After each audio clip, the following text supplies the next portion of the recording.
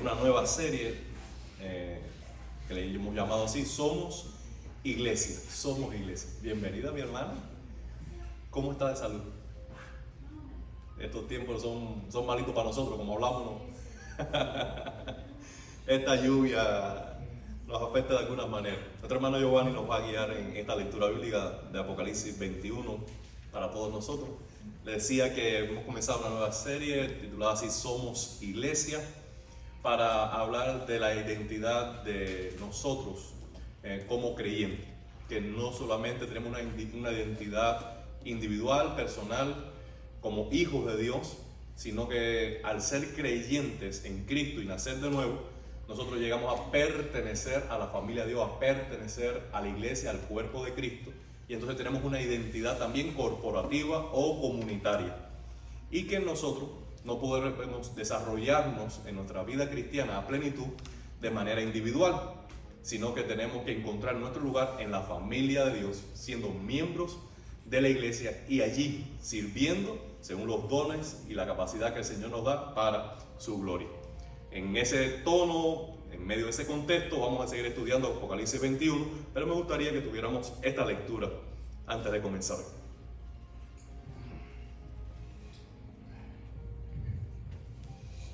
Gracias, Señor. ¿Ya lo tienen? Gracias, Jesús. Cielo nuevo y tierra nueva. Vi un cielo nuevo y una tierra nueva, porque el primer cielo y la primera tierra pasaron, y el mar ya no existía más. Y yo, Juan, vi... ¿Hasta dónde? Completo. Y yo, Juan, vi la santa ciudad, la nueva Jerusalén, descender del cielo de Dios, dispuesta como una esposa ataviada para su marido. Y oí una gran voz del cielo que decía: He aquí el tabernáculo de Dios con los hombres, y Él morará con ellos, y ellos serán su pueblo, y Dios mismo estará con ellos como su Dios. Enjugará Dios toda lágrima de los ojos de ellos, y ya no habrá muerte, ni habrá más llanto, ni clamor, ni dolor, porque las primeras cosas pasaron. Y el que estaba sentado en el trono dijo: He aquí yo hago nuevas todas las cosas, y me dijo: Escribe, porque estas palabras son fieles y verdaderas. Gloria a Dios. Y me dijo: Hecho está. Yo soy el alfa y el omega, el principio y el fin. Al que tuviere sed, yo le daré gratuitamente de la fuente del agua de la vida. El que venciere heredará todas las cosas, y yo seré su Dios, y él será mi hijo. Pero los cobardes e incrédulos, los abominables y homicidas, los fornicarios y hechiceros, los idólatras y todos los mentirosos tendrán su parte en el lago que arde con fuego y azufre, que es la muerte segunda. Vino entonces a mí una de los 7 ángeles que tenía las 7 copas llenas de las 7 plagas postreras, y habló conmigo diciendo: Ven acá, yo te mostraré la esposa del Cordero. Y me llevó en el espíritu a un monte grande y alto, y me mostró la gran ciudad santa de Jerusalén, que descendía del cielo de Dios, teniendo la gloria de Dios, y su fulgor era semejante al de una piedra preciosísima, como piedra de jaspe, diáfana como el cristal.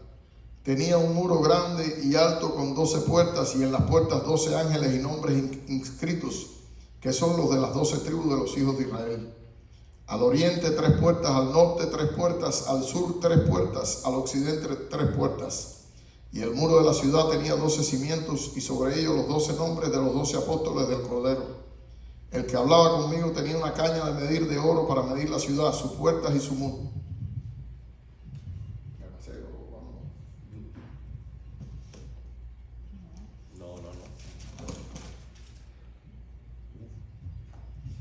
La ciudad se halla establecida en cuadro, y su longitud es igual a su anchura, y él midió la ciudad con la caña 12,000 estadios. La longitud, la altura y la anchura de ella son iguales, y midió su muro 144 codos, de medida de hombre, la cual es de ángel. El material de su muro era de jaspe, pero la ciudad era de oro puro, semejante al vidrio limpio. Y los cimientos del muro de la ciudad estaban adornados con toda piedra preciosa. El primer cimiento era jaspe, el segundo zafiro, el tercero ágata, el cuarto esmeralda, el quinto ónice, el sexto cornalina, el séptimo crisolito, el octavo berilio, el noveno topacio, el décimo crisópraso, el undécimo jacinto, el duodécimo amatista. Las 12 puertas eran 12 perlas, cada una de las puertas era una perla, y la calle de la ciudad era de oro puro, transparente como vidrio. Y no vi en ella templo, porque el Señor Dios Todopoderoso es el templo de ella y el Cordero. La ciudad no tiene necesidad de sol ni de luna que brille en ella, porque la gloria de Dios la ilumina y el Cordero es su lumbrera.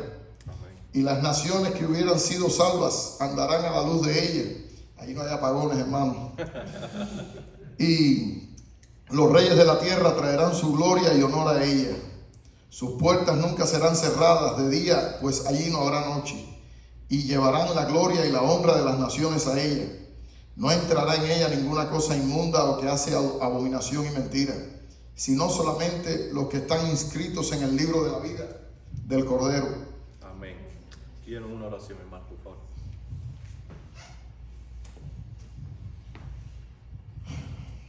Padre, te damos gracias, Señor. Gracias, Padre. Bendito sea tu nombre, Jesucristo. Gracias, Señor, por este tiempo precioso. Sí, Señor. Gracias, Señor, una vez más te digo, Dios mío, por este tiempo en que los hermanos compartimos, Señor, tan de cerca, Señor. Oh, Dios mío, sabiendo, Señor, que ese es el propósito precioso por el cual tú nos has dejado aquí en la tierra, Señor. Sabiendo que es por esa misma razón que, conociéndote, no nos llevaste en ese momento, sino para, oh Dios mío, preparar nuestros corazones, Señor, para una eternidad que no es individual, Señor, para una eternidad, Señor, que es de multitudes que te adorarán y glorificarán tu santo nombre. Amén, Señor. Padre, te damos gracias, Señor, porque los que hoy estamos aquí, un día creímos, Señor, en esa ciudad preciosa que tú has preparado con tus propias manos, Señor. Gracias. Porque sabemos, Dios mío, que estamos escondidos en la palma de tu mano, en una promesa que tú nos diste, Señor. Dios mío, porque podemos vivir confiados, Señor, sabiendo, Señor, que un día vendrás por tu novia. Amén. Sabiendo que lo que tú prometiste lo cumplirás, Señor. Ahora te pedimos, Señor, que cada uno de nosotros, Señor, busque hacer tu voluntad para estar preparado para ese día precioso en el que tú vengas, Señor. Para no estar dormidos, Señor, sino con aceite en nuestras lámparas, Señor. Para poder ver ese lugar precioso donde ni ladrones, Señor, podrán entrar. Amén. Porque solamente con un corazón puro, Señor, con un corazón como el de un niño, como un corazón como el que solo tú puedes dar, Señor, podemos entrar a ese lugar. Yo te pido, Señor, por cada joven, por cada anciano, por cada niño en este lugar, Señor, que un día pueda comprender y que entienda y defienda esa verdad. Amén. Porque esa verdad la declaraste con tu boca, Señor, y tú no mientes, Padre. Bendito sea tu nombre, Jesucristo. Te damos gracias, Señor. Amén. Sí, y amén. Amén. Gracias, Giovanni, por hacer esa lectura extensa de Apocalipsis capítulo 21. La palabra del Señor es lo más importante que podemos nosotros escuchar en cualquier momento de nuestra vida. Más importante de lo que yo pueda decir y más importante de lo que cualquiera aquí pueda decir es la palabra de Dios. ¿Puede decir amén? Amén. No podemos andar con apuro con ella. Aunque no siempre tenemos el tiempo o disponemos el tiempo para hacer una lectura así, hoy me parece muy bien que podamos leerla para tener un cuadro completo de la visión de esta ciudad que al mismo tiempo es la iglesia. Ahora, ¿por qué hablamos de la iglesia de hoy? Leyendo Apocalipsis capítulo 21, que es la consumación de los tiempos en la eternidad. ¿Por qué hacemos eso? Porque lo que en la eternidad va a ser pleno, completo y perfecto comienza aquí ahora de una manera imperfecta, limitada e incompleta. Y el ideal de la eternidad debe alumbrar nuestra realidad del presente. ¿Me siguen? ¿Por qué el Señor nos está dando una luz, un vistazo, un avance de lo que será la iglesia en la eternidad? Para que hoy podamos extendernos a ella, porque ya comenzó Él a hacer esa obra en nuestro corazón. Recuerden que la eternidad ya comenzó en el corazón. El que cree en Cristo tiene vida eterna. Y la vida de la eternidad ya está en nuestro corazón. Ahora, el poder de la eternidad ya está en nuestra vida. ¿Por qué? Porque aquellos poderes del Espíritu Santo que nos van a capacitar para servirnos de manera perfecta los unos a los otros bajo el gobierno de Dios por toda la eternidad, ese Espíritu Santo ya está en nuestro corazón y nos ha dado capacidades extraordinarias para ministrarnos unos a otros, no con poder humano, no con habilidades humanas, sino por las que da el Espíritu eterno. Entonces así podemos describir que todo lo que la iglesia será en la eternidad ya lo somos ahora, pero comenzando. Por eso, la semana pasada hablamos de que la iglesia es creación de Dios, en primer lugar, porque decía que esta ciudad, que es la iglesia, desciende de Dios, proviene de Él, es manufacturada por Dios. Cuando nosotros leemos Efesios capítulo 2, versículo 10, el versículo que le encanta a Justin, dice que nosotros somos hechura suya, es decir, de Dios, creados en Cristo Jesús para buenas obras, las cuales Él preparó de antemano para que anduviésemos en ella. Es decir, que la iglesia es la obra de las manos de Dios, es creación de Dios, es hechura de Dios. Pero ¿dónde la hace Dios? En Cristo. Es como si Cristo fuera la mesa del alfarero, donde se pone la masa que es nuestra vida, y Dios está obrando, presionando sus manos sobre nuestras vidas para conformarnos a la imagen de Cristo, que es el modelo, que es el molde. La iglesia es creación de Dios. Por eso la iglesia no puede compararse a un club social, no puede compararse a una comunidad residencial. La iglesia no es una escuela, no es una universidad aunque se da clase. La iglesia no es un pueblo o una nación, aunque los monasterios y la iglesia católica ha hecho del Vaticano y de esa ciudad un estado. La iglesia no es un estado. La iglesia no es un pueblo con leyes humanas. La iglesia es creación de Dios. Es una comunidad que viene de Dios y que tiene propósitos y distintivos únicos. En segundo lugar, hablamos de que la iglesia es una nueva humanidad para una nueva creación. Y por eso están diciendo que en la eternidad habrá cielo nuevo, tierra nueva. Y para decirnos que esa creación es completamente diferente, dice, el mar no va a existir más. Es decir, para que nosotros no nos ubiquemos cielo, tierra y mar. No. Hay una nueva creación, pero que va a ser distinta a esta que estamos viviendo ahora. Ahora, ¿cómo será, hermano? Si usted es muy creativo, déle rienda suelta a su imaginación, pero ahí no hay muchos detalles. Todos los atisbos, todos los detalles que hay en Apocalipsis son simplemente símbolos, impresiones espirituales que deben despertar en nuestro corazón sensaciones, consuelo, esperanza, gozo, pero ahí no hay una descripción geográfica, no es un retrato de lo que va a ser el cielo. Porque algunos, cuando nosotros leíamos La Bohemia en los años tempranos de los 90, finales de los 80, salió un artículo que se quedó en una de las bibliotecas que yo consulté y decía, ¿por qué el cielo descrito en Apocalipsis no puede existir y no puede albergar a tantos cristianos? Y entonces empieza a sacar cuenta de cuántas personas por metro cuadrado caben o pueden vivir. Y entonces si la ciudad vive tanto y tantos cristianos vivieron de tal década a tal década, eso es mentira, porque tantos cristianos que han existido en la historia no pueden habitar en este terreno. ¿Cómo se te ocurre? ¿Por qué? Porque no es literal, es simbólico. Y lo que están dando es de realidades espirituales, no materiales y físicas. Entonces, Dios está creando un cielo nuevo, una tierra nueva, una realidad nueva completamente. Ahora, para ser habitada por una creación nueva, por una humanidad nueva, por un nuevo hombre. ¿Le suena esa frase?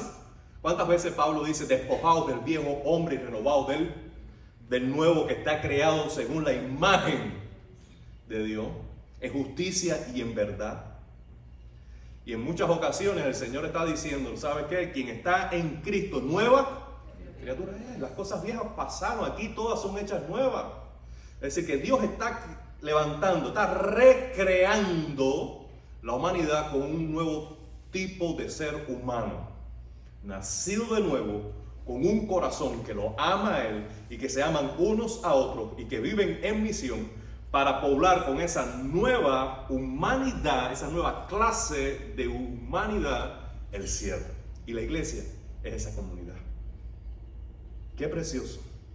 En tercer lugar, hablamos de que la iglesia es la comunidad del reino. Por eso en el versículo dice que la iglesia es una santa ciudad o es la nueva Jerusalén. Porque aunque Israel terrenal era el pueblo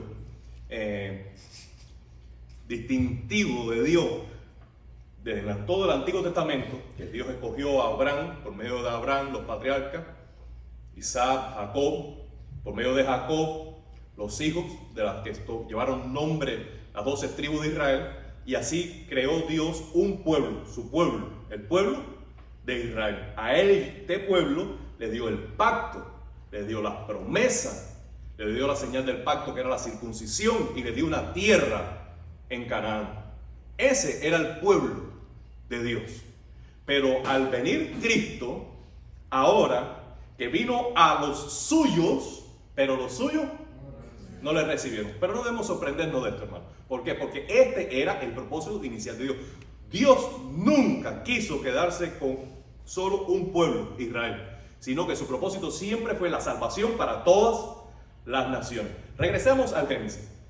A Abraham le fue dada la promesa: y en tu simiente serán bendecidas todas las familias de la tierra. Así que, aunque Dios escoge a Abraham y por medio de construir un pueblo para enviar a este pueblo santo a su Hijo Jesucristo, nunca fue exclusivo el propósito de Dios para Israel. Entonces, cuando Cristo vino a salvar a Israel, Israel rechazó a Cristo, solo un remanente creyó en Cristo, y ese remanente abrió las puertas para la salvación a todas las naciones. Hoy está claro en el Nuevo Testamento de que los israelitas verdaderos, es decir, el verdadero pueblo de Dios, no es el Israel geográfico, sino aquellos que hemos creído en Cristo.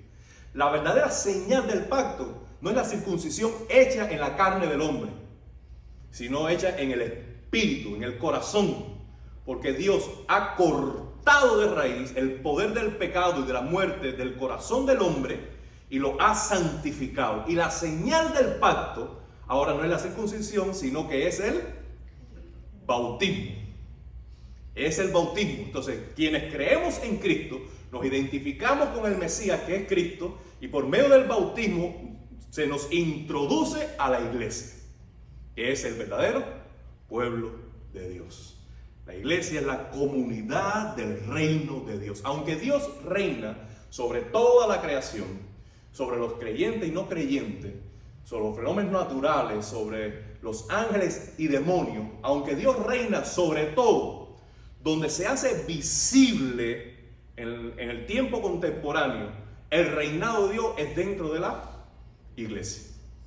Porque somos nosotros quienes damos testimonio de que honramos las leyes de Dios, que Él es nuestro Señor y que vivimos para servirle a Él y para obedecerle a Él. El gobierno de Dios es visible hoy, ¿dónde? En la iglesia. Por eso, nosotros somos la comunidad del reino. Y allí nos quedamos la semana pasada. Vamos a adelantar un poco más. En cuarto lugar, la iglesia es una comunidad única. Hoy voy a hablar de algunas características que nos hacen únicos como comunidad del reino de Dios. Después, a lo largo del capítulo 21 y hasta el capítulo 22, hablaré de otras características, pero hoy quisiera comenzar con 4 de ellas. Veremos si nos da tiempo. Primero, es una comunidad santa. Santa. ¿En qué versículo ustedes pueden decir que esta comunidad y ciudad es completamente santa? Díganme ustedes.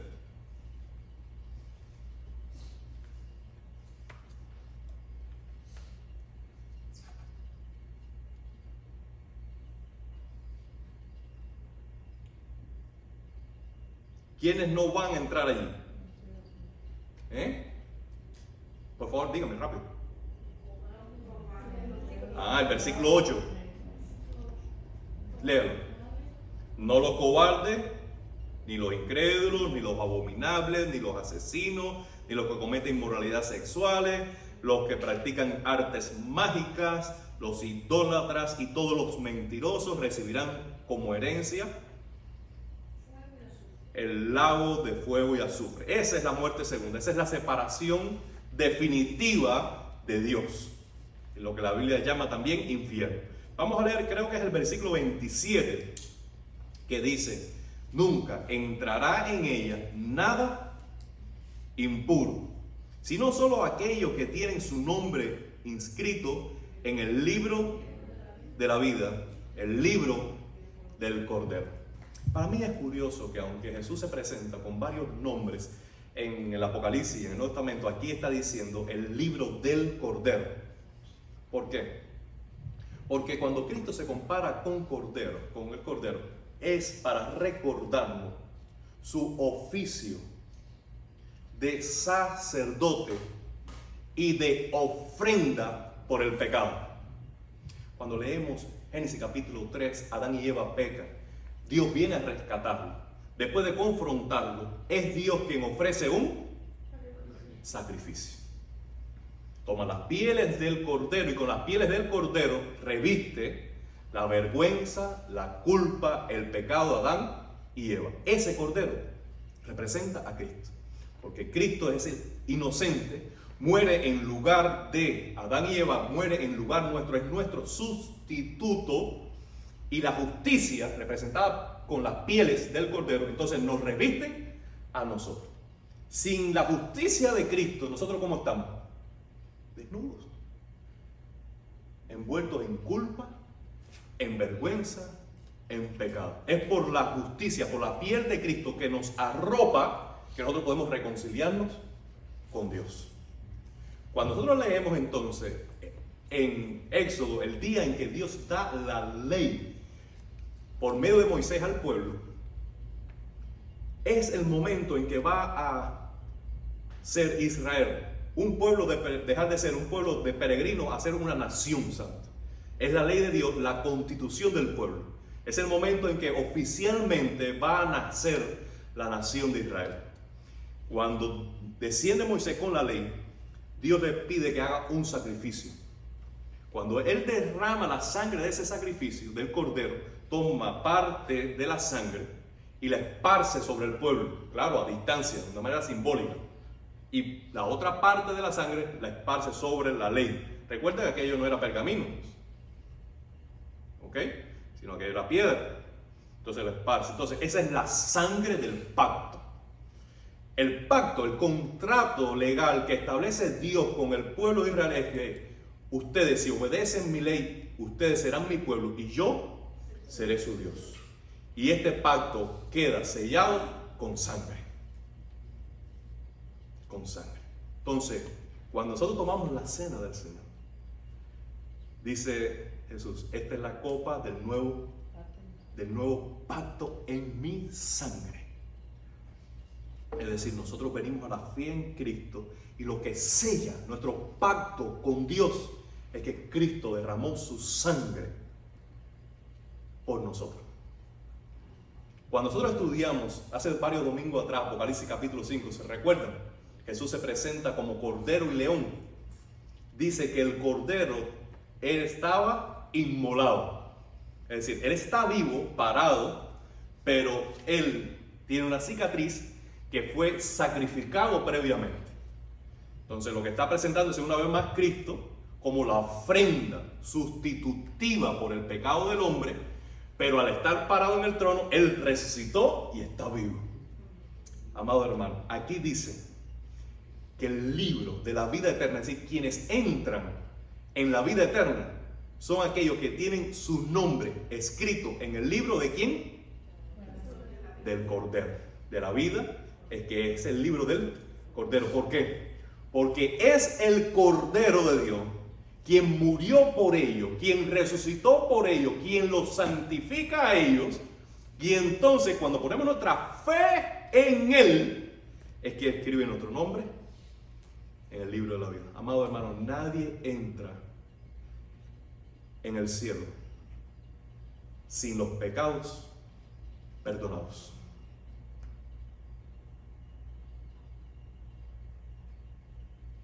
Hebreos capítulo 9 dice que está determinado esto, que el hombre muera una sola vez y después de esto, el juicio. Amado hermano, todos nosotros daremos cuenta por nuestros pecados. ¿Tú quieres saber cómo Dios trata el pecado? Si para Dios es poca cosa el pecado o no. ¿Tú quieres saber? Mira a la cruz.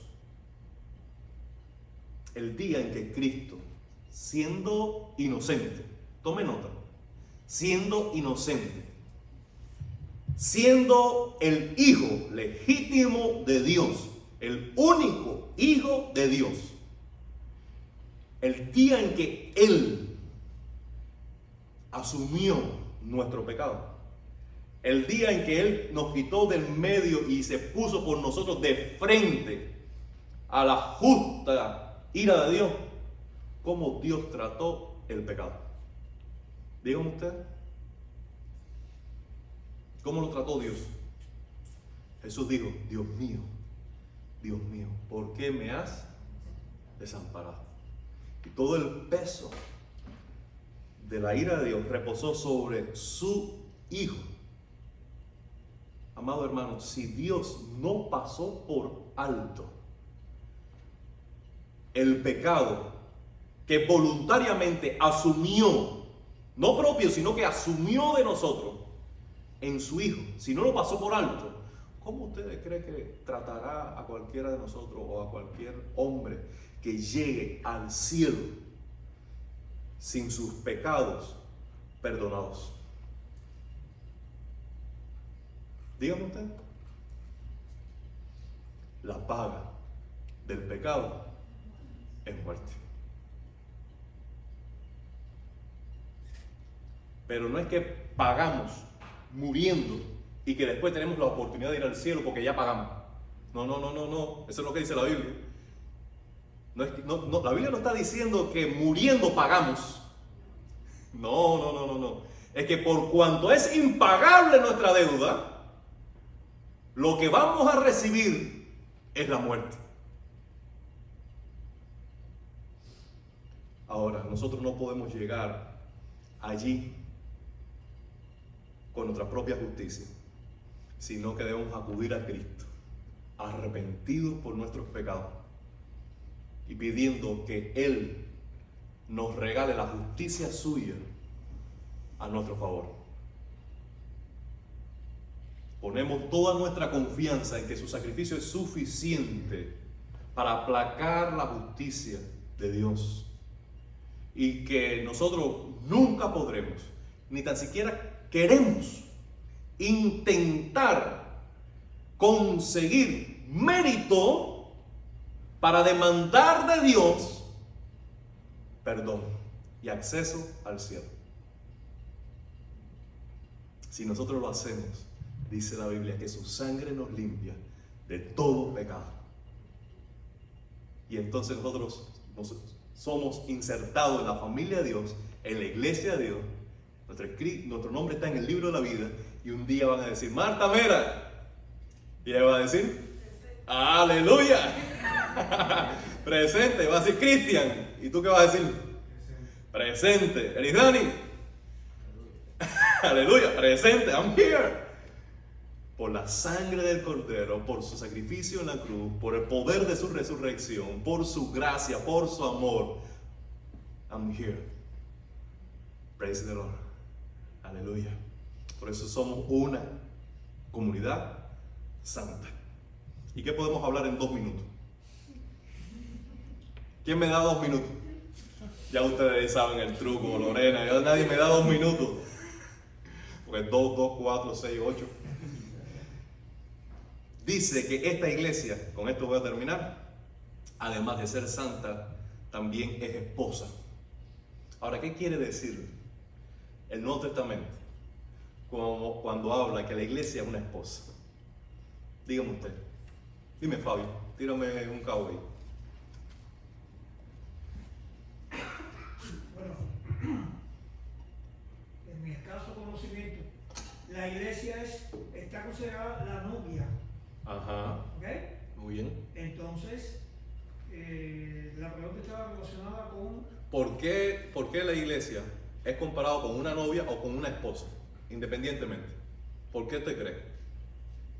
¿Qué hay de común entre una novia o una esposa con la iglesia? La esposa